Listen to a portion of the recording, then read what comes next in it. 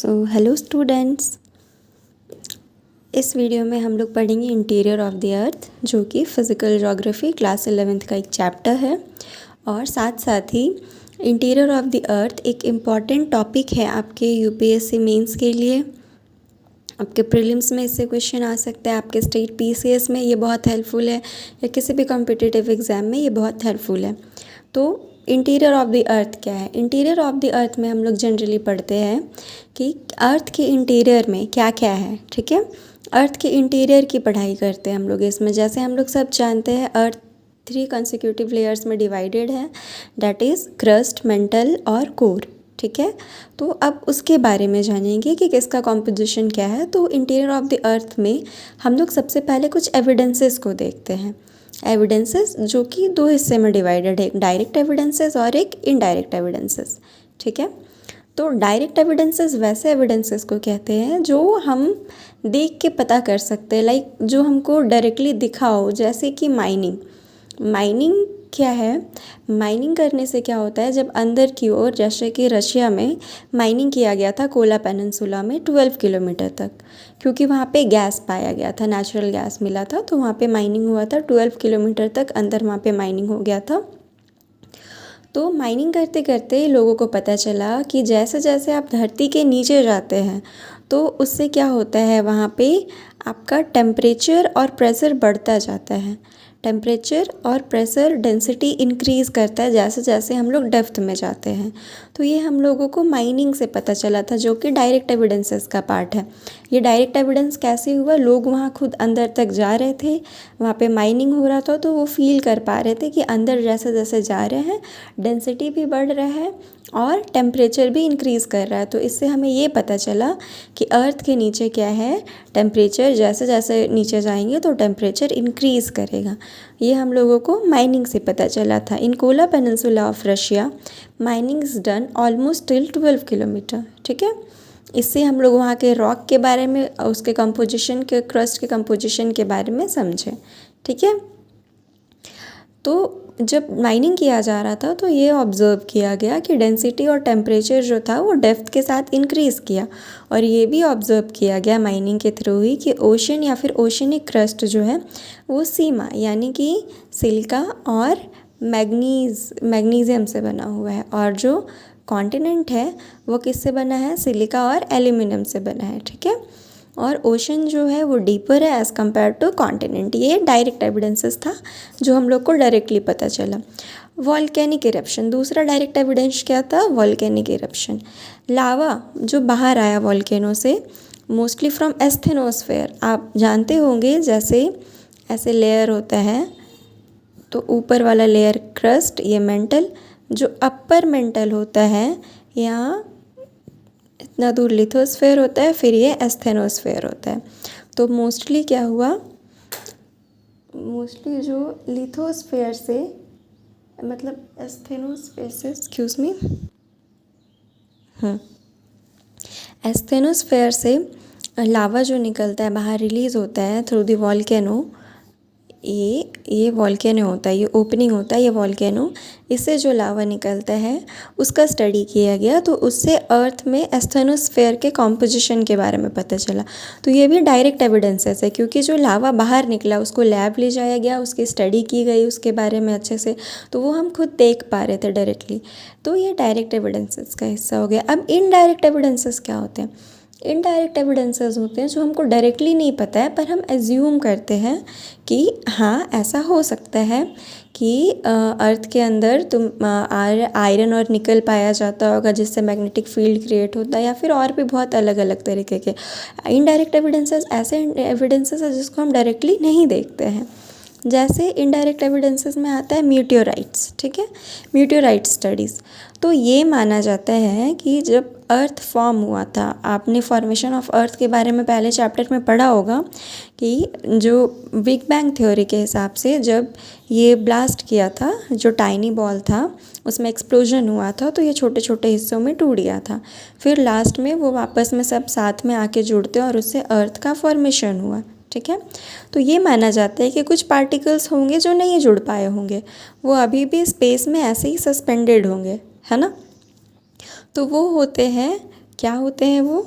Meteoroids, ठीक है, वो मीटियोरॉइड्स होते हैं। और उसका और अर्थ का कॉम्पोजिशन सेम होगा क्योंकि वो वही हिस्सा है जो जुड़ नहीं पाए थे प्लैनेट बनते टाइम। तो ये पॉसिबल है कि अगर हम ये मीटियोरॉइड्स की स्टडी करेंगे तो अर्थ के बारे में हम स्टडी कर पाएंगे। तो इसीलिए ये इनडायरेक्ट एविडेंसेस है, ये डायरेक्टली हमें पता नहीं है कि ये मीटियोरॉइड्स इसी का हिस्सा थे या नहीं थे। ये पर हम ऐसा एज्यूम करते हैं कि हाँ, हो सकता है कि उसका सेम अर्थ जब बन रहा था तो कुछ हिस्से नहीं जुड़े होंगे, या फिर अलग अलग प्लैनेट्स बन रहे थे, कुछ हिस्से नहीं जुड़ पाए होंगे, तो वो ऐसे ही सस्पेंडेड होंगे स्पेस में, जो इधर उधर रिवॉल्व कर रहे होंगे। वही क्या होगा, अर्थ का और उसका कॉम्पोजिशन सेम होगा। तो हम लोग उसकी स्टडी करते हैं ताकि इंटीरियर के बारे में समझ सके। तो ये कहा गया कि if solar system is made up of similar rock, ठीक है, अगर सोलर सिस्टम सिमिलर रॉक का बना है, क्योंकि यही माना जाता था ना कि एक टाइनी बॉल था जो हाई टेम्परेचर और प्रेशर के कारण ब्लास्ट किया, उसी के बाद वो 8 प्लैनेट्स बने, है ना। तो अगर सिमिलर रॉक से बने हुए हैं तो जो मीटियोराइट है और अर्थ सिमिलर कॉम्पोजिशन के होंगे, सिमिलर मटेरियल से बने होंगे। तो अगर हम मीटियोराइट की स्टडी करेंगे तो अर्थ के इंटीरियर के बारे में हमें पता चलेगा। अब कुछ बच्चे बहुत कंफ्यूज हो जाते हैं कि मीटियोराइट क्या होता है, मीटियोर्स क्या होता है, मीटियोराइट्स क्या होता है। तो अर्थ जैसे 4 प्लैनेट हैं, इंटीरियर प्लैनेट, और इसको एक्सटीरियर प्लैनेट या फिर आउटर प्लैनेट कहते हैं, आउटर प्लैनेट, जोवियन प्लैनेट, है ना। तो जैसे ही आपका मार्स आता है, मार्स और जुपिटर के बीच में एक बेल्ट होता है जिसको एस्टेरॉयड बेल्ट कहते हैं। यहाँ पे छोटे छोटे हिस्से होते हैं जो ऐसे घूम रहे होते हैं इधर पे, तो ये एस्टेरॉयड बेल्ट है, ठीक है। अब बहुत सारे क्या होते हैं, सस्पेंडेड पार्टिकल इधर उधर रह गए थे जो फॉर्मेशन के टाइम में किसी भी प्लैनेट का हिस्सा नहीं बन पाए थे। तो जब वो स्पेस में रहते हैं तो उसको मीटियोरॉइड कहते हैं, ठीक है। जब वो अर्थ के एटमॉस्फेयर को टच करते हैं वो मीटियोर हो जाता है, और जब वो अर्थ में गिर जाते हैं, ठीक है, तो उसको मीटियोराइट कहते हैं। तो आई होप अभी क्लियर होगा कि मीटियोरॉइड क्या है, मीटियोर्स क्या है और मीटियोराइट क्या है, ठीक है। अब दूसरा इनडायरेक्ट एविडेंसेस में आते हैं। दूसरा इनडायरेक्ट एविडेंसेस है जियोमैग्नेटिक फील्ड, ठीक है। ये concept, this concept give us an idea about the inner core and outer core, ठीक है। इससे हम लोगों को इनर कोर और आउटर कोर के बारे में पता चलता है। मैंने प्रीवियस वीडियो डाली थी जियोमैग्नेटिक फील्ड के बारे में, अगर आपने नहीं देखा है तो आप उसे पहले देख सकते हैं, और मैं यहाँ पे भी थोड़ा एक्सप्लेन करने की कोशिश करती हूँ।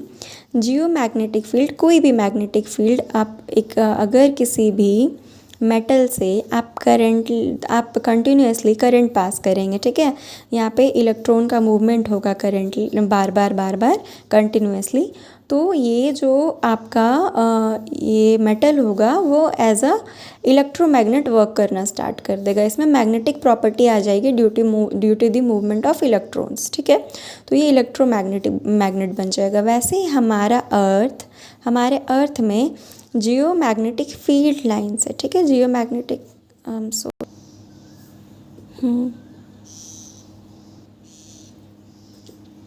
तो ये एज्यूम किया जाता है कि अर्थ में जो कोर है वो 2 हिस्सों में बटा हुआ है, inner core, outer core. Inner core में लिक्विड फॉर्म में है, वो जो कंटिन्यूस इसके चारों ओर मूव कर रहा है, और जो इनर कोर है वो निकल और आयरन से बना हुआ है, ठीक है, फेरस मिनरल्स यहाँ पे पाए जाते हैं। तो जब मेटल के चारों ओर इलेक्ट्रॉन का मूवमेंट होता है तो वो metal as a magnet work करने लगता है।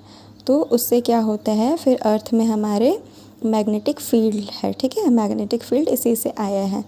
तो इससे हम लोग इनडायरेक्ट एविडेंसेस में ये क्यों आया, इससे हम लोग ये समझ सकते हैं कि जो इनर कोर है वो फेरस मिनरल से बना हुआ है, दैट इज़ निकल और आयरन, और जो आउटर कोर है वो लिक्विड फॉर्म में है, ठीक है, इस कंसेप्ट के हिसाब से। अब ग्रेविटेशनल फोर्स से भी हम लोग अर्थ के इंटीरियर के बारे में समझ सकते हैं। जैसे कि हम लोग जानते हैं कि हमारा अर्थ जो है वो बल्ज्ड नियर इक्वेटर है, और जो पोल्स के पास है थोड़ा सा कंप्रेस्ड है। आज बन क्यों नहीं रहा है, रुकिए, ऐसा है, ये है हमारा कोर। तो इससे क्या पता चलता है, इक्वेटर के पास ग्रेविटेशनल फोर्स कम लगता है, और आपके पोल्स में ग्रेविटेशनल फोर्स ज़्यादा होता है। तो हम लोग ग्रेविटेशनल फोर्स से समझते हैं कि आपका